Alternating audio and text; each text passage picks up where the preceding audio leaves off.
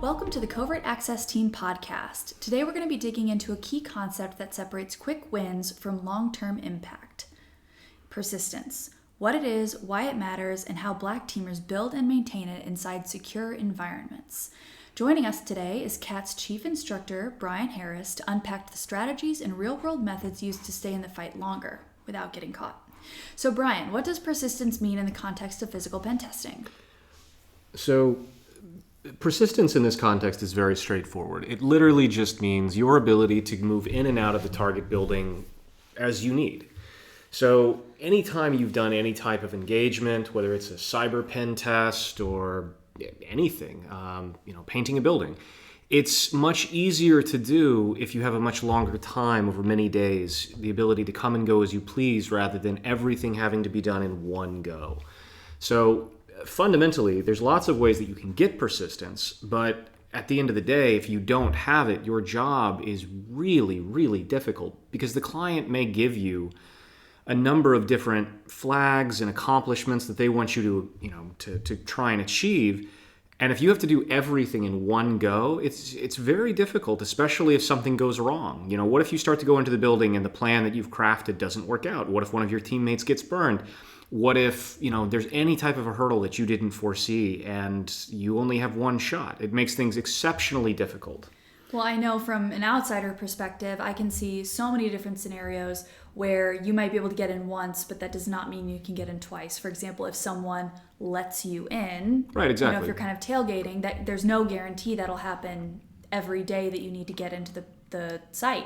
Right, exactly. So this is one of the downsides where a lot of people, when they start out doing this, they're going to default to two things. They're going to default to tailgating, and they're going to use something like a flipper to try and clone a badge. And that's great. Those are excellent entry points.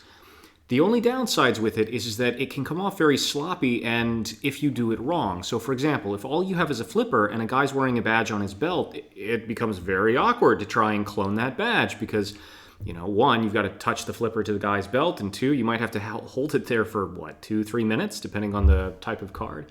And with tailgating, as you correctly pointed out, okay, so you tailgate into a building, and that's great. But even the same person the next day may not let you in. Maybe they're having a good day. Maybe they were distracted on day one, and maybe day two they're on the ball, or they're in a bad mood, or anything, or you're looking a little bit more suspicious, or they remember you. So there's no guarantee that tailgating is going to work the following day. And this is where, various levels of gaining the ability to come and go as you please, at least with some level of confidence, is very, very helpful. So to start off, can you give us some examples of methods to gain persistence, just so people can kind of better understand what you mean? Sure. Okay. So I mentioned earlier, cloning a badge with a flipper. So cloning badges, that's a standard one, right? Whether you're using a long-range card reader or if you are attacking the maglock. So, all right, so this is a very common trick. A maglock is one of the methods that an RFID, security system or PAC system is going to use. So, you badge in, the badge talks to the controller, or the badge reader talks to the controller talks to some locking mechanism, whether or not it's authorized, whether it's an electronic strike plate or a maglock. And fundamentally, the maglock is a ridiculously strong, basically electromagnet. However, if you put something even as thin as a paper clip in between the two plates of the maglock, it often has enough of a separation to where you can push and you can pop the door open. So a way of gaining persistence is something around daisy chaining, something simple. I'm here to deliver flowers. I'm here to make a delivery. I'm here for some seeming legitimate purpose. Or maybe I tailgate into the building.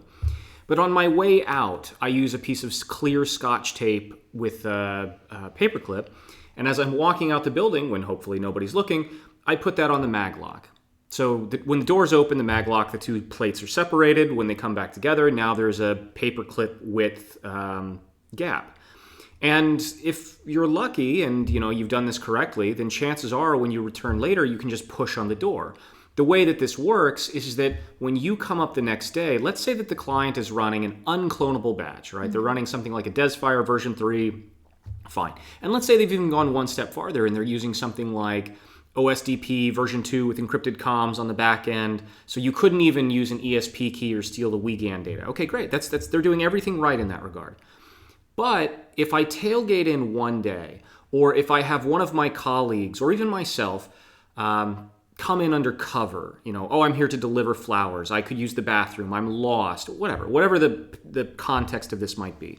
On my way out, if I downgrade the security in this way, the following day I can impersonate, or I can have one of my other employees or teammates impersonate an employee. So if all I need to do, because I've separated the maglock plates, is push on the door pretty hard, I can pretend to badge in and then just push on the door a little harder, and the door pops open. And from a distance, that looks pretty legit. So it's things like this that you can do, and now you can come and go as you please. So these are the kinds of things that you want to do, because it allows you to have that persistence into the building as needed. So, if you get into a building and the crown jewel that the client has put before you is get into the server room and specifically open the server rack and take a picture. Okay, that's the crown jewel. And you get into the building this way, and you get up to the server rack, and the server rack's got some wafer lock in it, and man, you forgot your wafer lock pick. Your jiggler, your rake, whatever it is that you use to pick a wafer lock. I forgot it. I got to go back to the hotel and pick it up. Okay, well, without persistence, that sucks, right? Like, what are you going to do in that instance? But if you have persistence, you can leave the building casually. You can go back and get whatever you needed. You can reorientate with whatever gear you don't need or you might need, and and on and on. So it's very, very helpful to have this. It also takes a lot of the stress off, because one of the big problems that people have, even seasoned people, is that when you break into buildings, there's a lot of stress that gets involved. And there's a lot of techniques and tricks that I've talked about slowing down and taking your time and everything else to de-stress. But knowing that, okay, if I try to get in on Monday and it doesn't go well, I can simply walk away and come back on Tuesday, Wednesday, Thursday, whatever, and I've got another shot. That really lowers the stress threshold, as opposed to saying, okay, this is it. If we screw this up, we're done. Yeah, I can only imagine, and that must be extremely important for solo engagements if you're out there alone. Oh yeah, of course, because that's the whole thing. Like when you're running an engagement, ideally you're running with a team. And as a team, you're communicating with each other, you're helping one another, you're running distractions with one another, you're doing all kinds of things as a team. But when you're running solo, when it's literally just you, which sadly is a fairly common thing in this field, it really makes things difficult, because you have to go into the location and you, like usual, you don't know exactly what you need. You have an idea, and your bag and your kit and your pockets are full of what you think you're going to need, but one of your pieces of gear might fail. The battery might die. If you've got an iCopy, you might fall into this infinite boot, load error, which it just happens sometimes. Things like this happen, and you might need to run back to the hotel. You might need to run back to wherever your staging place is. And if you don't have that persistence, it's basically impossible. Absolutely. Now, returning to the example you gave of the paper clip on the maglock, would you say that that's an example of mechanical persistence? Because I know there are different approaches to persistence. Right. Okay. So first off, there's roughly 3 types of persistence. There's social engineering, which is obvious. You're engineering your method in. There's mechanical, which is like what we're talking about here. Can you pick a lock? Can you copy a physical key? Can you disable the mag lock? Can you downgrade their security somehow, etc.? And then there's authorized persistence. And authorized persistence might be something like, can you set up a real meeting? Can you set up a series of meetings with the client? Can you pretend to be what do I want to say? Can you pretend to be a company that is interested in doing business or something, and you can set up series of meetings or whatever else? So these are the types. These are the broad levels. But yes, abusing the mag lock in this way would be an example of mechanical persistence that you can gain. But when you're doing your reconnaissance towards the beginning, when you're going through the steps, you're going through OSINT, long range, short range, embedded, and as you're getting closer, one of the questions that you should be asking when you're pointing out all the vulnerabilities and all the habits that you see, the life and breath of the building, people coming in, people going out, when you're watching all of this, one of the questions that you should be asking is, how do we gain persistence? And ideally, is there more than one way? Because if you say, okay, well, we're going to use an authorized form of persistence. We've set up a meeting with they think that we're a company that's interested in investing in them, and we've set up a legitimate meeting to come and talk to them about it. Okay, great. But what if that person is sick that day? What if that meeting gets canceled that day? What if something comes up? What if your cover gets blown? Like, if anything happens, well, then you're screwed. So ideally having multiple ways of doing this is ideal, but at least having one of them is almost mandatory. Sure. I'd like to dig a little bit into some of the examples of mechanical persistence that you just gave when you were outlining the three, general categories. Sure. Can we dig a little bit deeper into each of those that you mentioned? Yeah, sure. All right, so you wanted to start with mechanical. So, all right, mechanical is anything that the mechanics of the building itself, the mechanics of the blocking mechanism into the building, which is usually a door, a window, some mechanical device that's preventing you from getting inside. So this could be anything, generally speaking, this is going to be things like downgrading security. That's going to be a big one. So the paperclip on the maglock, that's an example of downgrading security, because what you've done is the security that they have in place. Let's say, without loss of generality, that their maglock can distribute 1,000 pounds of force. Okay, well, that's basically a small car or a large motorcycle, right? So if you can't curl or bench press a motorcycle or a car, well, you're not wrenching open that door, single-handedly. But with the paperclip trick, it's usually down to 20 pounds of force, which means that anyone can do this. A toddler, well, maybe not a toddler, but anyone can do this. Anyone can push the door hard enough to pop it open. Well, and chances are someone who, if I worked at that office and I was used to that door, I'm not yanking on it like Right. I'm really trying to pull it open, Right. because I'm used to it coming open because I've got, my right card or whatever I need for the door to open just easily. So I'm not going to notice it, right? More or less, yes. So you do have to give it a tug or a push. It's not so easy that I could use it, with a feather or a single finger. Well, no, but presumably if I have authorized access to the Right. building, I've got the card and I swipe, the maglock is going to release, and Right. it's not going to change my experience with that door. Correct. As an That's- authorized user. So yeah. I would never even know it's there unless I literally saw it. Correct? Yeah, that's correct. And one thing to keep in mind is that people don't know what they don't know. And so, yes, you could use a paperclip, but if you used a small piece of thin metal and you put on the maglock, people don't know, even if they glanced at it, that piece of metal is not part of the maglock. That's a good point. It's very common. One of my former students, he sent me this picture, which I absolutely love. He was using a Rogue Reader, which is it's a card reader that's not real. It's a real card reader, but it's not hooked up in any way, shape, or form to the access control system, and it's just there to steal WGAN data. And on top of it, he put a sign that said, training. I think it was training new badge reader. Please swipe both card readers. And it's funny because that makes no sense, right? But stuff like this, it really does work. We've put Rogue Readers, all kinds of stupid stuff all over the place, even high security facilities, and recorded people badging into the wrong badge reader, walking up to the door. Oh no, it doesn't work. Come back and look confused and badge into both and then walk through the door. Okay, well, it worked. I don't know what that was about. And so it really does happen. So when you downgrade security, first off, most people don't recognize things because they don't understand how these things operate and how these things work, and so they don't know what's a vulnerability. But, and I've said this many times before, and it's very important, if you are ever going to downgrade security in any way, shape, or form, the client has to be aware of it, they have to sign off on it, and they definitely have to give you written authorization. So usually in the ROE, the rules of engagement or something that says you are authorized to do this thing. Never take a client's word for it. Never take an agreement over the phone. Always have it in writing. In 18 years, I've never had a situation where I downgraded someone's security and in the next few days, a burglar took advantage of that exact exploit to break into the building. I've never had that happen. However, if it did and you didn't have something in writing, that could really come back to bite you. So just always have something in writing. Plus, you never want to be that guy who's, giving the presentation and you're all proud of yourself because you broke into the building, and then someone on the C-suite says, "Hey, did you have authorization to do this?" And you say, "No, I didn't." Absolutely. So in that answer, we got a closer look at a couple of the different mechanical persistence. Yeah, vectors. so to go down a few examples, right? So downgrading security is exactly what you think it is. It's just anything that downgrades the security of anything, the windows, the doors, the locks. You can swap out a lock. That's easy to do. It takes, all of 20 seconds to do. You can steal or copy a physical key if it's authorized. You can clone a badge.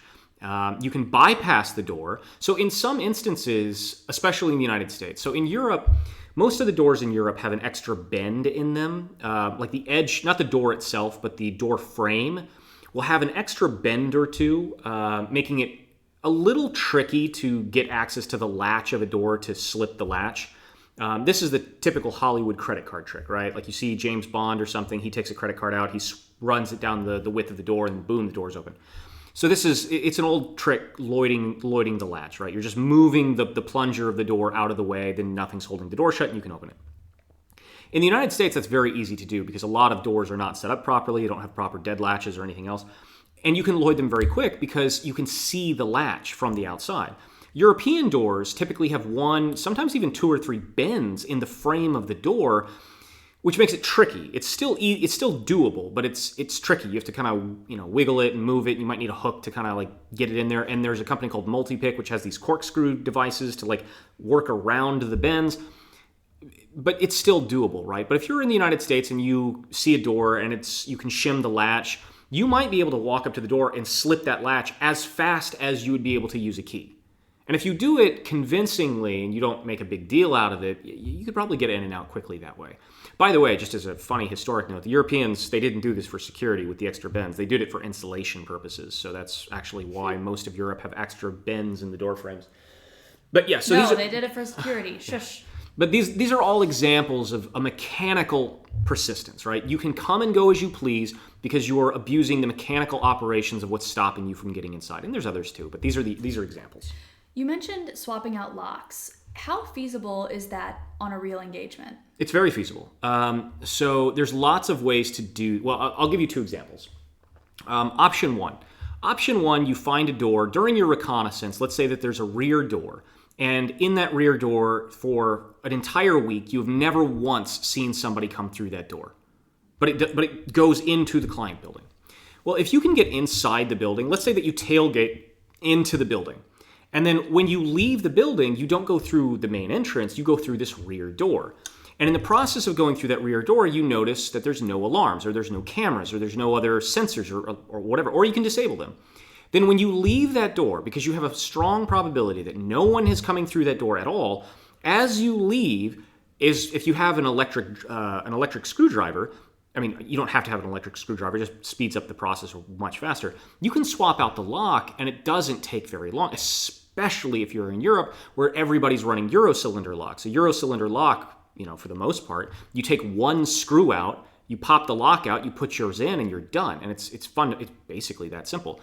In the United States, it's not much, it's not much more of a challenge. Now, you might need a key or you might need to pick it or something else. But the point is that that's a simple option, right? And now, because nobody uses that lock, but it does go into the building, and because you were inside the building, you know that there's either A, no security coming in, or B, you've downgraded the security to the point where you can come in without setting off an alarm or something. Then when you come back, you have a key to that door. Well, and I think I remember this correctly from the CAT course. You can set up the pins in that lock so that if someone was using that, their key would still work and yours would also work. Right, and that's option two. Option two is that you have a lock that is actually used, right? So during reconnaissance, you see that there is a lock that's actually used. You can repin a lock in such a way that every key of that with that keyway and brand will fit into and turn that lock. It's not hard to do. It can be a bit of an annoying chore, but you do this inside your hotel room.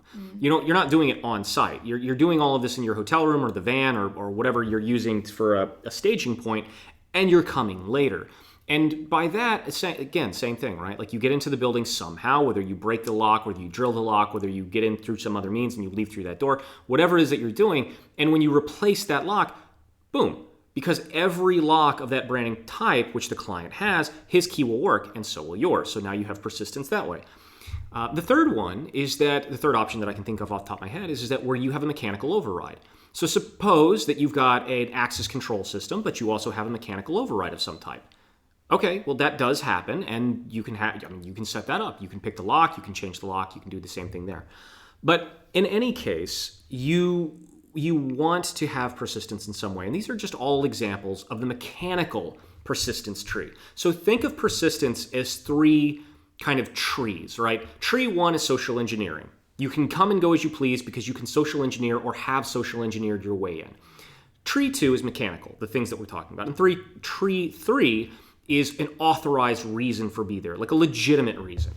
Not a fake reason, but an actual legitimate reason. Let me give you another example of a legitimate authorized reason. So let's say that you're doing a bank. Well, there's nothing that stops you from coming in on Monday and saying, "Hi, I'm here to open up a bank account." Now, you know that when you open up a bank account, you're going to have an ID. Oh, wouldn't you know it, I forgot my ID. I'll have to come back tomorrow. Okay, well, that gets you into the building, and you can stay there for a while until that part of the conversation comes up, which you know it's coming. Oh, you know what, I forgot this thing that's mandatory. Then you come back the next day or the day after, and you say, "Oh, I'm here to do this, and today I brought my ID." And then when they come back and they say, "Oh, we need proof of where you live." Wouldn't you know it, I forgot proof of where I live. I guess I'll come back the next day. Now, yeah, this is really laborious, but it is an authorized and legitimate purpose for you to keep coming into the building. And so you can do little things like this. And so this is what I mean when I say, think of it like a tree, like any type of method that, mechanical, social engineering, authorized, whatever. But you want some level of persistence because it allows you to keep coming. Yeah, completely understood. And we did talk about locks, mechanical persistence via locks. Could we talk a little bit about mechanical persistence via keys? Key cloning is my favorite. Yeah, sure. So in this case, it's key copying. Yeah. So key copying is one of those things that there's a couple ways to do it, but one of the most straightforward and one that most people are familiar with is either A, taking a picture of a key. If you take a very high def picture of a key, then and the lock itself, which will tell you the keyway, it's not difficult to recreate that key. Now, the other way of going about this, which people may be familiar with in movies and such, is if you can get your hands on a legitimate key for any amount of time, you can cast a mold of it. And again, then you can copy the key. And this is very good for key types that are very complicated, something that would be difficult to pick, something that has extra features, maybe it's got 2 rows of bidding or whatever. So any of these things would be very trivial ways to actually copy a key with a little bit of practice and a little bit of preparation. Key copying versus badge cloning. When is one better than the other? Well, okay, so badge cloning is usually a go-to, and here's why. How do you know which key on the guy's key ring is the office key? So there's a big golden rule when it comes to black team engagements, and that is under no pretext under no reason are you ever allowed to rummage through somebody's personal effects. And this can be a real annoying thing. If you're inside of a building and you see a woman's purse open and you see the badge right on top, you still can't get it. You still can't go get it because that still required you to go rummaging through her stuff, right? So similarly, let's say that you see a guy and... What if that purse just happened to tip over? No, I'm just kidding. Yeah. But let's say that you see a guy and you see that they don't even have badges. They still use mechanical keys. There's no access control system in that regard. It's just literally an old school key, which is weird to say old school key, but it's an actual key, right?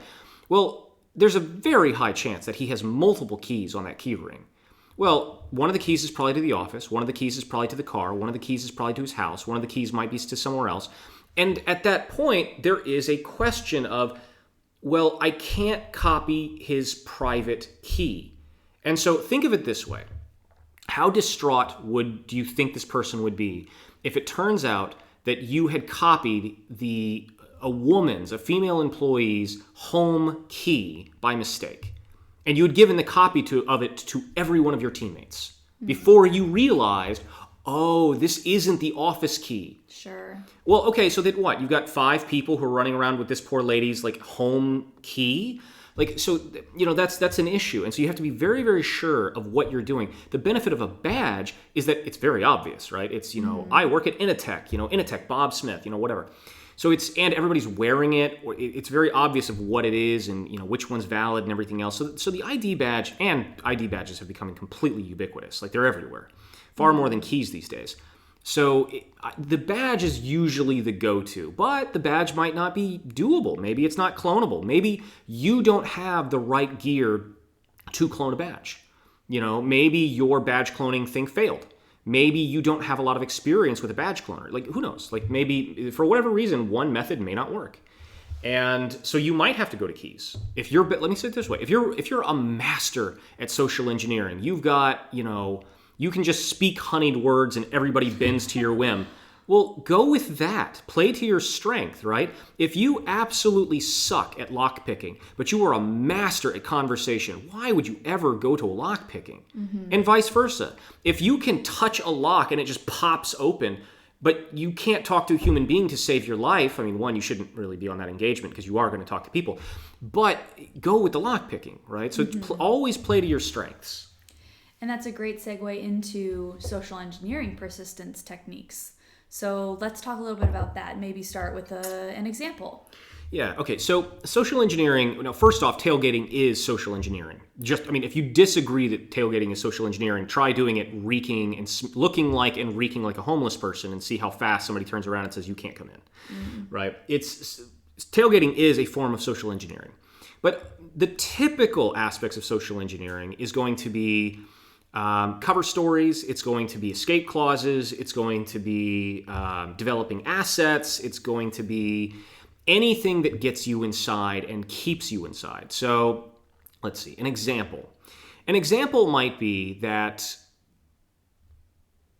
you break into a building at night. So let me back up for a second. So during your reconnaissance, you find out that all the employees at this building, they leave the office at say 5 o'clock. And at 6:30, you note that there is a cleaning staff that come into the building, and they are in the building from 6:30 until 7:30. Okay, great. Now, the cleaning staff are very unlikely to know who is a legitimate employee and who's not.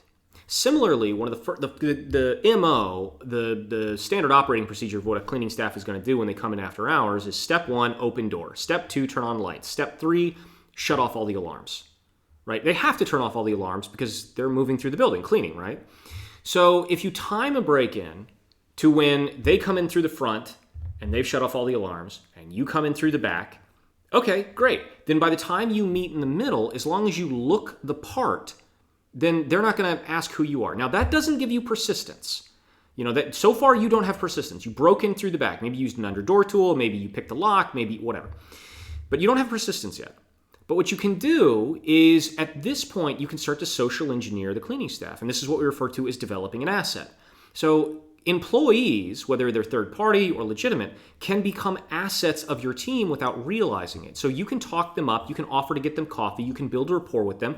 And then, if you happen to be standing outside, say I know that they're going to come in at 6:30 the next day, and I happen to be standing outside smoking a cigarette at 6:30 when they come in, pretending to be on a phone call, then when they open the doors and do all this stuff, I just follow them in because I have rapport with this person. We're buddies at this point. If I spend the entire first night that I'm there building rapport, talking to the person, chatting them up, finding commonalities, eliciting information, all this kind of stuff, then the following day, I can probably start using that relationship to come and go as I please. I might be able to clone their badge. I might find a badge or a key when I'm inside the building. But that relationship alone may be enough to keep me coming in and going out. Yeah, it's kind of like the trust formula, Yeah, more or less. So at the end of the day, there's lots of ways to, social engineer somebody to get inside. Maybe you social engineer somebody to get a badge, right? Maybe you can craft a cover story to say, hey, look, I'm Rick with IT and all the badge readers went down and the server, we lost all the badges and all the alarms are going to go off unless I have to run around the building today and, reset all the badges. Can I see yours to make sure you're already in the system? Because otherwise, when you walk into the building tomorrow, all the alarms are going to go off and I don't want that to happen to you. If you craft some cover story like that to any employee who's gullible and you've spotted them as a soft target before you go into your spiel, then yeah, they might give you a badge and you might be able to just clone it right there in front of them. I've done this before, obviously, because I literally know the spiel. But you can social engineer lots of different ways. You can create curiosity hooks, you have cover stories, you have developing an asset of a third party.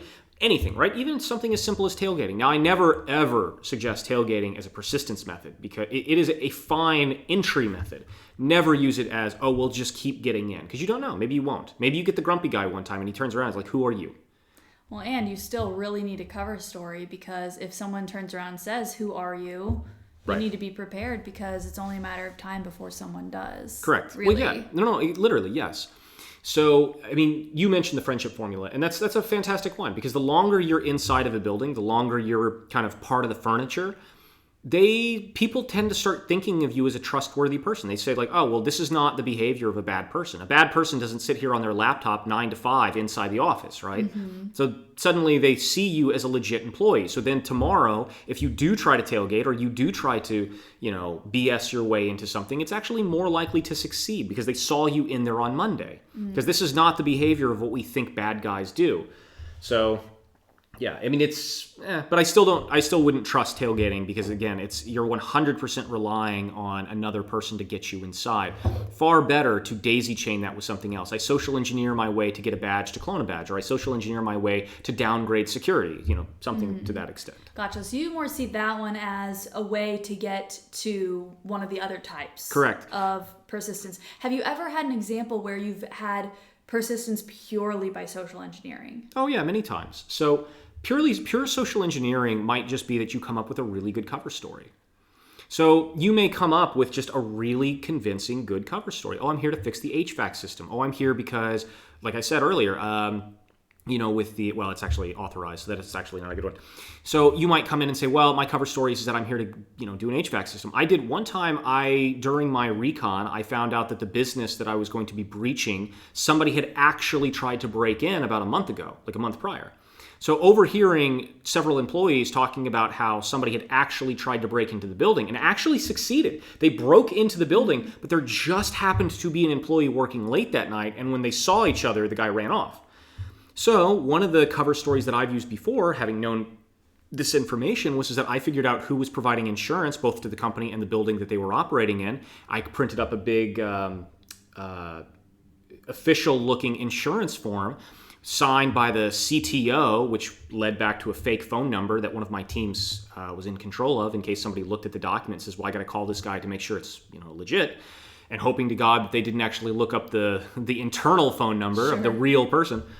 And then came in and said, well, I'm here from the insurance provider, and I have to take pictures of stuff to make sure that you're doing your due diligence, since you've already had an attempted break-in, to make sure that if this actually does happen, you will be covered in the future. I mean, that's such a perfect cover story because it does get you persistence, of course, but it also gives you permission to be taking pictures of literally every single security detail in a non-suspicious way. Yep. I literally, in that particular instance, I literally had a giant Nikon camera around my neck, and I was just walking around the whole building all day taking pictures and shit. Screw discreetly taking videos on your phone. Nope. Yeah. Well, yeah, exactly. Because again, so social engineering, good cover stories and everything else. Now, of course, you need fallbacks, you need having props, having a really good escape clause, like all this kind of stuff.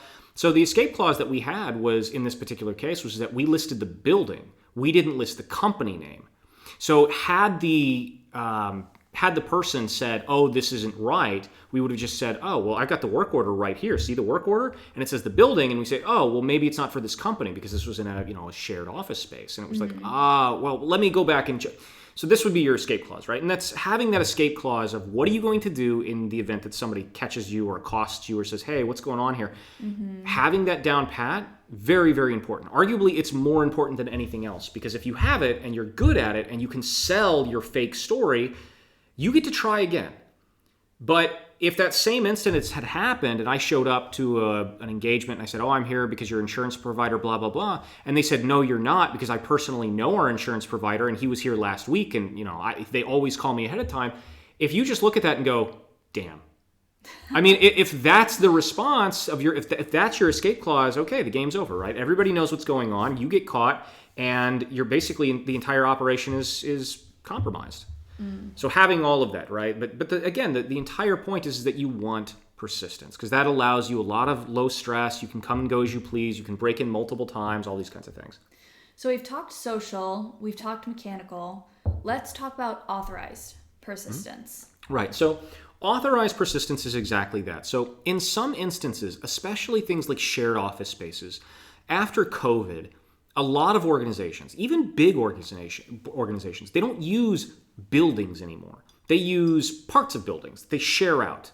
And as a result, if it's a shared office space, then nobody knows everybody.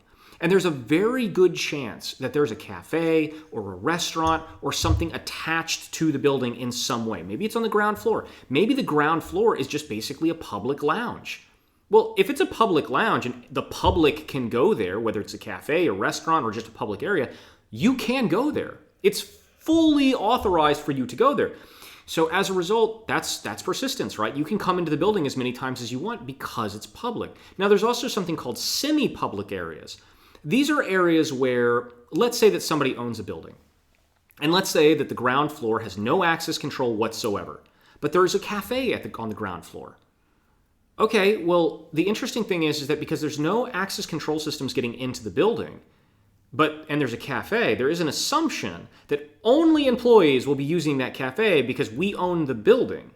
But because there's no access control systems going into the lobby, nobody would be able to check. Sure. And so as a result, you can go into that cafe and you can hang out there and you can make that your kind of embedded recon point. And you can do things like try to clone badges and build up rapport and social engineer people and work on things like that. But you can keep coming in and out of the building without really anything. And then lastly is a valid purpose, kind of like what I mentioned with the, you set up a meeting with the company, if that's a possibility, or you come in because it's a bank and you're there to set up a bank account. Like I forgot my ID, I forgot this other piece of paper or document, to keep coming in. And you can use one of these things into another. Right? So let's say that I'm in a semi-public area. The company that I'm doing a pen test on owns the building. But there's a cafe for all the employees on the ground floor. But there's no access control from the lobby to the cafe, which means that I can come into the cafe. So then I can use that cafe as a staging point, both to do embedded recon, to build elicitation and cover stories and other things with real employees, but I can also try to clone badges. I can also try to do that. And if I can clone a badge, now I have mechanical persistence. So I've got persistence, an authorized persistence into the building, and then I get a different kind of persistence, i.e. clone a badge, from now I have a cloned badge where I can come and go as I please throughout the entire building, basically privilege escalation. Do you feel like companies underestimate the risk of semi-public areas in order to gain deeper access? Because I feel like you're seeing these semi-public areas, ground floor cafes with no, access limitations. I feel like you see that more and more. Well, the problem isn't so much that they overlook that. The problem is that most businesses overlook physical security as a whole. So yes, you're absolutely correct in that semi-public or public areas associated with a building do warrant a huge vulnerability. The problem with that is that the company in question doesn't own it. They can't do anything about it. So if I run a pen test on a company, a shared office, a company that's running a business in a shared office space, and I point out to them, I spent a week and a half inside your public cafe on the ground floor cloning badges and building rapport with employees, so that then later on when I got into the office, everybody knew me as the new hire. That was my cover story, and I had a legitimate badge that looked the part and actually worked, and so no one questioned it, right? So in that case, it was the cafe that allowed me to do embedded recon and clone badges and build rapport and do all these kinds of things with people, and that's excellent. The problem with that is that company can't do anything about it. They can't shut that down. They can't close the cafe. There's nothing they can do about it. But so it's kind of a double-edged sword because, one, the clients usually are not aware of physical vulnerabilities. They just aren't. You may spend $1 million a year, literally, protecting yourself from ransomware. But I can walk in through the front door, walk directly to the server room, which is open and unlocked. Your server rack also happens to be unlocked, and I can just take a bash bunny and inject ransomware directly into the server. I just bypassed every single firewall, DMZ, every security protocol that you spend $1 million a year on. I bypassed all of it by walking in through the front door. And the problem is that everybody just says, but it'll never happen. Okay, well then why do you spend $1 million a year protecting yourself from ransomware? It probably has never happened to you. In case it does. Exactly, in case that it does. And so that's the problem. It's just that they don't fully comprehend. And the pushback that you might get is, but you'll get caught. But then when you explain to them how security cameras work, and you reference something like Stuxnet was genius, but it still required a Dutchman to literally walk in the code. He had to walk in a USB, probably a bash bunny or rubber duck or something else. He had to walk it into the Iranian nuclear facility and plug it in directly, and then it was a cron job. It just sat there doing nothing for weeks. Which basically gave him plenty of time to get out of the country and go away. And then it spun up, all the Iranian centrifuges in the middle of the night and destroyed the whole facility. Well, okay, but if your exploit doesn't trigger for, say, 3 weeks, 2 weeks, whatever, or you don't set off any alarms or anything, or the device doesn't get discovered for 3 weeks, there is an unfathomably large probability that the security camera network that you're running has been wiped over. Because what is most security cameras running today? What, 4K, 2K, 8K, 1080p, something? And it's like, and you realize that if you look at the fine print of your third-party security provider, most of them only keep your logs for a few days at a time. They have to, because they might have tens of thousands of 4K security camera feeds coming in at any given moment, streaming in real time, and as a result, they can't keep that much data. They have to wipe over it. Now, some cameras have, some softwares have gotten better and better at this, and they've gotten to the point where, okay, well, we'll only record when we see movement, or we'll only record in certain times of the day and other things, but that presents its own problems. If your security camera is only recording at night and I break in during the day, okay, have fun. Have fun finding me, it's... So, when you explain all these kinds of things, they kind of understand, but you're still, when it comes to this type of security, physical breaching and the like, it's still kind of like talking to people, about cybersecurity back in the 1980s. It's like they don't really understand it. I would venture to say talking to people about cybersecurity in 2005 even. Sure. So how do you decide which type of persistence method to pursue first? 2 factors. Factor 1 is what you're good at. If you are horrible at social engineering, if you are shaking and sweating and nervous and your voice is cracking because you're so high stressed, don't go with social engineering. If you are terrible at lockpicking, if you don't understand anything about card cloning or anything else, don't go with mechanical. Now that's the first step, right? Play to your strengths. But second is, what does the particular target building allot you? Every target building will have some overlaps from the last one and some unique features. And you need to play on what are you good at, followed by what are even options. You may not have the option. So there was a couple times during COVID when people would ask me to break into offices and there was no employees. Okay, well, social engineering and authorized stuff is out the window, right? There's literally no employees here at all. Now, those are hilarious stories, right? Because it's like I was literally paid on many occasions to run a physical pen test on an office when there was literally no one there, which is basically just nighttime breaching. But it's still funny. The concept is hilarious. It raised really valid points. They said, look, we've closed everything down from COVID. We don't know when we're going to reopen it. And what happens if someone breaks into the building and does something while we're not there and we don't notice? It's a legitimate thing, right? Like, what happens if somebody starts pilfering information out of our main server and we don't have anyone who's inside the building for 5 months and nobody notices? Sure. Yeah, so it was a legitimate concern. And there was a lot of companies that were very concerned about it, legitimately. But it's, in those instances, I obviously can't social engineer. So you have to come up with other things. So what does the target building allot you? What are your options? And then what are you good at? Now, what are some red flags that clients often miss that make persistence easier for you?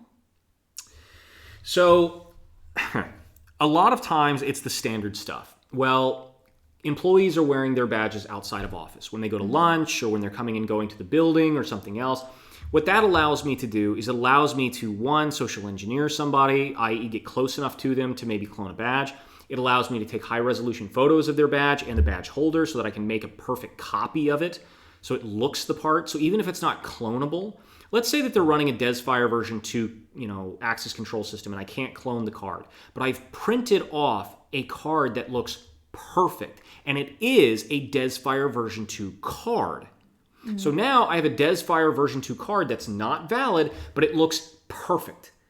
And if I go up to the door and I try to badge in and it doesn't work and another employee sees me and I have the perfect looking badge with badge holder and I said, it's my first day, maybe they didn't give me, maybe they didn't authorize my badge yet, that's more likely to work than if I just, stand near the door and hope and, cross my fingers that somebody will let me in. Sure.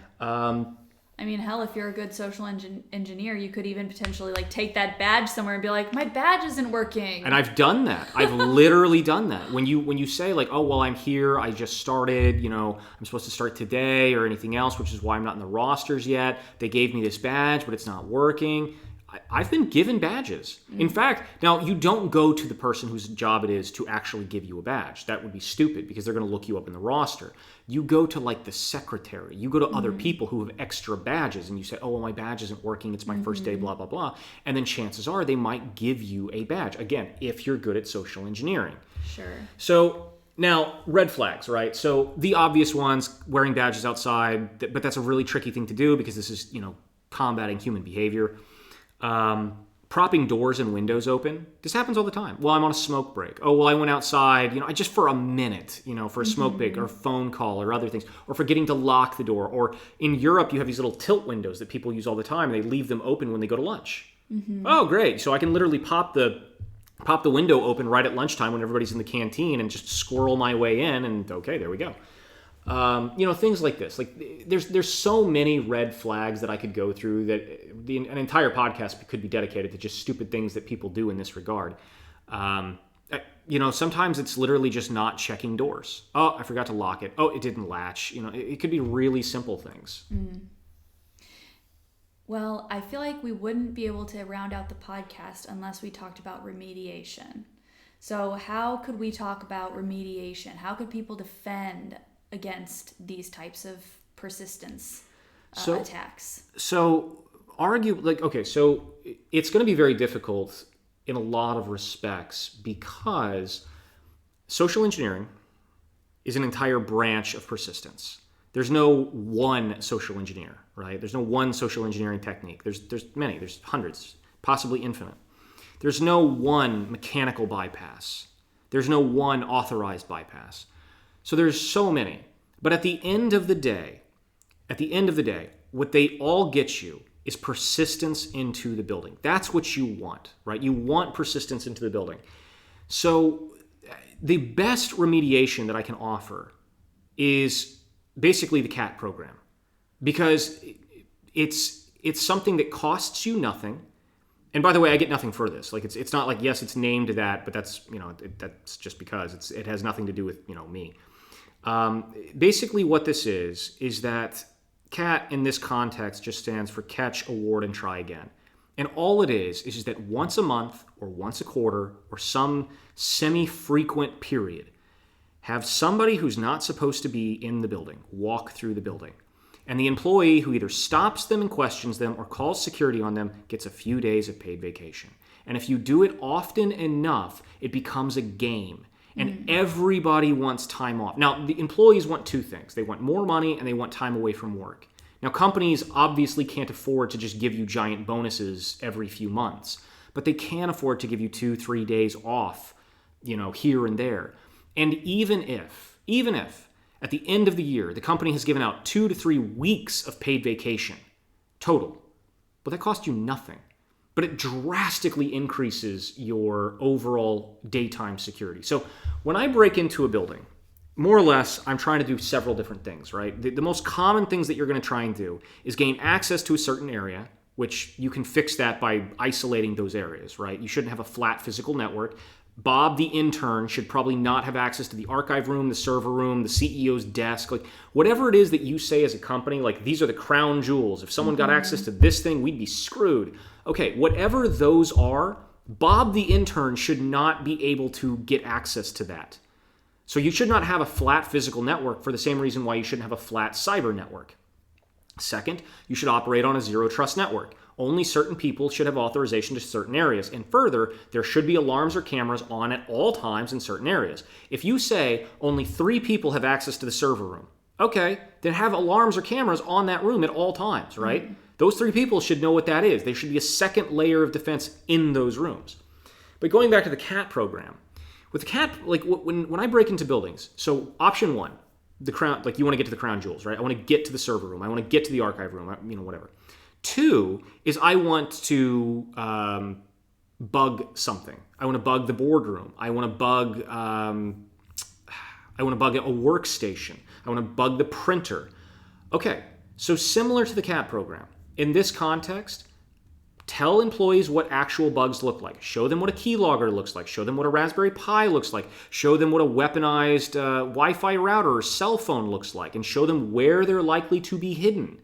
And once a month, or once a quarter, or semi-frequently, put those devices in random places around the office, and the employee who finds them and calls security gets a few days of paid vacation. You turn it into a game, and the majority of things that I, as a bad guy or a simulated bad guy, am trying to do suddenly gets wildly mitigated, at least during daylight hours. Now, this does not help you in any way at nighttime.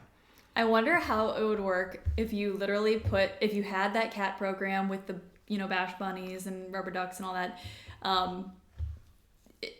running in your office, and you literally put a bash bunny somewhere and you put on it, bash bunny, do not remove, not part of the test. I wonder if that would trick people. Well, we've done stuff like this before. We've literally put like the word bug and then IT do not remove and on keyloggers and such. And people, the first thing is that people don't know what these devices look like.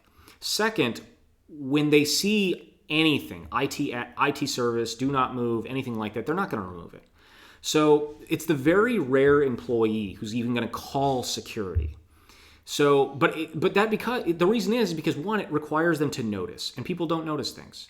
And two, they have to understand that's suspicious. If the majority of employees were to look behind their workstation, like if you walk into most offices today, they're not using just their laptop. Usually what it is that they plug their laptop into a workstation, which has its own monitor, its own keyboard and mouse, and it's got a whole rat's nest of wire, and they probably have a shared desk that they're using. So there's like tons and tons of wires back there.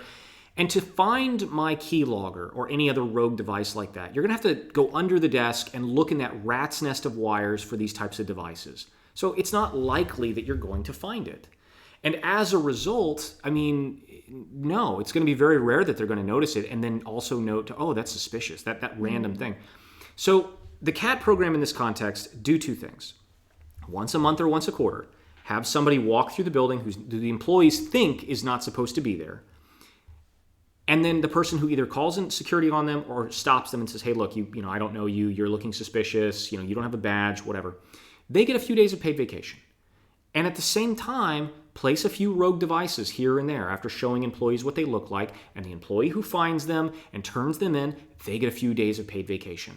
And if you do this you cannot do this once a year because people will forget about it. But if you do it regularly enough, then people will legitimately get into this. And I will tell you from many, many businesses that have adopted this, if you try to break back into that business after they've adopted this program, even if it's only every 5th or every 10th employee that says, oh, I'm really going to get into this because I want those days off, you will get stopped. And you will get stopped regularly. And somebody will say, hey, look, man, I don't know who you are, but we have to go to security. Or, hey, you're going to get security called on you or something. And it's like, and that really makes your job as on a black team a real pain in the butt because it's like, what if every 5th or every 10th employee is stopping you? Like now think about how often you're passing by 10 employees. It's often. So that's probably the best and the most cost-effective way that companies can increase their security overall. Because again, if I started going through, well, you need to have unclonable badges, and you need to have unpickable locks, and you need to have unsnappable or drillable locks, and you need to check your mag locks regularly, and if I went on to every last possible way that somebody could gain persistence, it would be forever. And you'd have, and at the same time, they'd be changing, and people wouldn't notice. Your mag lock might be set up perfectly, but what? Are you going to have a security guy every single day, every hour or so, check to make sure there's not a paper clip wedged in there? Come on, like this is the point, right? But why would I wedge a paperclip between the maglock plates? So I can keep coming in. Mm-hmm. But if you're adopting the CAT program, if you're checking this, if you're running these games with your own employees, okay, well then I'm going to get stopped. I'm going to get stopped, and that's going to be the end of it. So my advice to companies on this, figure out at the very beginning how many days you are willing to give up in vacation total per year. And then allocate, say, once a month to do this at a random time in the month. Don't do it every first Friday or something so everybody knows what day it is. And then say, okay, we're willing to give up 2 weeks of paid vacation throughout the entire year. Okay, and every month, that means we're going to give up this many days of paid vacation to the person who catches it, right? Because based on we're doing a person and we're doing bugs and whatever. Okay, well, that's what you do. And then just randomize each day of the month that happens. And as long as it happens often enough, you're always going to have at least a couple employees who are on the ball and they're like, oh yeah, I'm getting that paid vacation. Sure. Is there anything else that we should talk about persistence that we haven't touched on already? I don't know if we haven't touched on it, but I will say this. So I just gave advice to the companies, but my advice to black teams or physical pen testers is this. When you're going through your engagement, especially if you're a new team, you're going to be nervous, you're going to be stressed. One of the best ways that you can alleviate that stress is figure out before you ever breach the building, what are all the ways that we could get persistence? Because that allows you, if this doesn't work, we can come back tomorrow, or we can come back and try again, or some derivative thereof. If you don't have persistence, if your entire goal, if your entire thing is, well, I'm just gonna, walk in, tailgate, and hope for the best. If that's the plan, and the plan doesn't go well, if you don't have a really good escape clause, you're done. That's it. Now think about everything that went into what you're about to destroy. So the client you had to reach out to the client and cold call them or broach a conversation with them and establish that need for a pen test. Or maybe they came to you and said, hey, look, we're really worried about physical security. Could you help us with this? Your sales guy and your marketing guy, they had to do this whole song and dance to make that thing happen. Then you had to go through this whole thing about we had a statement of work and an ROE and a timeline and allocating money and all this kind of stuff. And you're going to blow all of it because your plan is, well, we're going to walk inside the building and hope for the best. Sure. Right? And so it's not professional, and you can do much better. You can. Just think about it a little bit. And it's not anything, it's not anything that's beyond you. I guarantee it. There's a million ways of gaining persistence, and it will help you in so many ways. And don't think of one, right? So if you've got a semi-public area and you can get there through persistence because nobody's going to stop you going into that ground floor cafe, and then from that persistence you can clone a badge or you can social engineer your way into the building proper, and you get, that's your leverage into the other persistence. Like, these are the kinds of things that you can do and you should be looking for, because it will really, really help you and it'll take the edge off. Well, I think that's a great place to stop our conversation on persistence, from crafting social engineering assets to swapping locks and everything in between. Big thanks to Brian for walking us through the tactics and tradecraft behind long-term physical access. If you want to go deeper into these kinds of tactics, especially how to plan, adapt, and operate solo, check out our upcoming Strategic Operations for Lone Operators course running this June. It's designed for black teamers and physical security pros who are working without backup and need to succeed on their own. Get all the details and enroll now at covertaccessteam.com. See you next time.